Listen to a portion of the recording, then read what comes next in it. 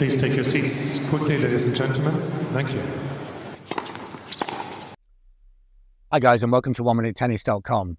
In today's session, I want to talk to you about the forehand, and I want to talk to you about the different styles and different techniques that you see on the Pro Tour of the forehand, and I want to show you which is the best forehand for you and for your game. Now, the forehand can be kind of confusing because although nobody plays with the old style, sort of classic forehand, the forehand in today's game that you see by the best players in the world, there's three distinctly different forms. You have the kind of modern forehand of Federer, Djokovic, etc., with the take back here and then the nice rotation through and into the stroke. And then we have the next gen forehand with the elbow higher and the racket and elbow kind of parallel. And then the third one is a kind of inverted movement of Tiafoe and Khachanov, where the elbow is actually above the racket. This elicits two questions. Why do the players have different techniques? And more importantly, which is the best technique for you?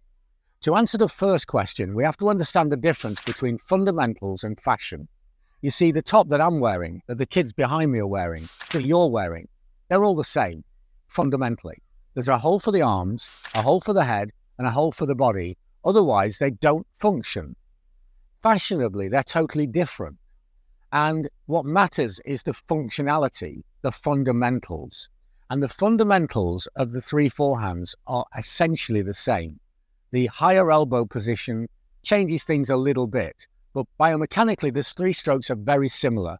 The raised elbow position creates a slightly better throwing action within the stroke, but is also maybe a touch more difficult to control.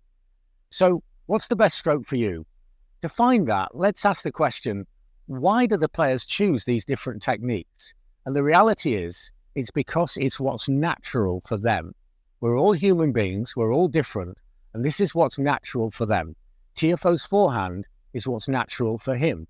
Federer's forehand is what's natural for him. Tennis trainers and coaches will have helped iron out things that are wrong in the fundamentals, but in the fashionable aspect of the stroke, the player has to find their own form. So they're just playing with the stroke and the style that's natural for them. But now we go to the second question. What's the best forehand for you? And the best way I know of finding this is to reverse engineer. So I'll just go into this direction so you can see the technique better. So I go into the first phase, my unit turn, and my left hand is just about to split from the racket.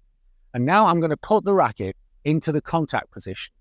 And now what I'm going to do is I'm going to reverse engineer and take the racket back all the way into the position where my left hand let go of the racket. Now I go back again. Now I reverse engineer and go back to here. If, when you reverse engineer, you take it back with the next gen position and end up here, then that's almost certainly the natural movement for you.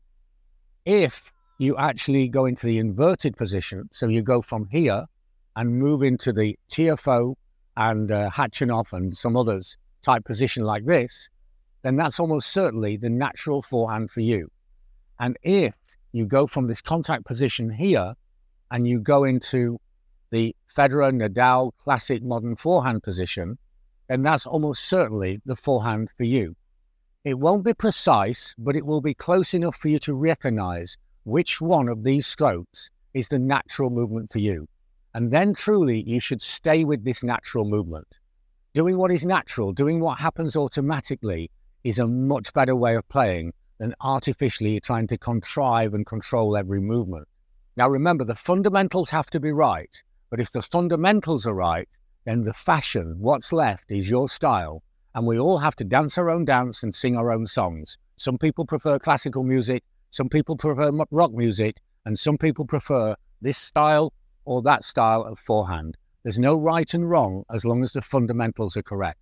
So find it, hold on to it, and use what's natural for you. And you'll find that you can then play with less thought and you'll play better, easier, and free-flowing tennis. If you like my ideas on tennis, check out the books on Amazon. We have books on every aspect of the game, and the books are truly unique because we all use different learning senses at different times. Using the books, you can see clear illustrations of the technique of the game. You can see very, very clear explanations of both the science and simple solutions on how to play the game better. And everything is linked to YouTube videos so you can see the information, you can read it, or you can watch the video. All the learning senses are communicated to at the same time.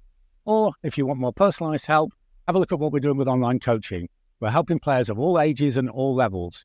For more information on this, have a look at the website or email me.